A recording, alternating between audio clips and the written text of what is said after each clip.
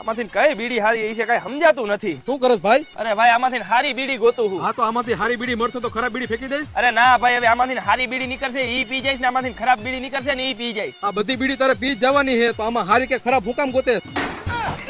અને આ બીડીની ખબર હે કેમ બને ઈ? ના ભાઈ આ બીડી હાથથી બને. ફૂંકાઈ ગયેલું એક પાંદડું હોય અને એક ચપટી તમાકુ હોય અને જરાક એવો દોરો હોય. હા તો એવી રીતના બીડી બને એમ ને? હા અત્યારે 50% માણસોની આનાથી હવાર પડે છે.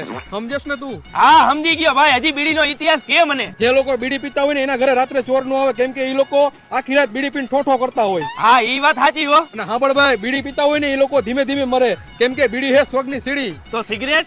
Cigarette સ્વર્ગની leap. પીધા પછી સીધા ઉપર. અને બીડી નો પીવે, બીડી પીવાથી કેન્સર થાય. તો નથી પીવી ભાઈ. અને બીડી ફેંકવાથી નુકસાન થાય 25 રૂપિયાનું. નુકસાન થોડું કરાય.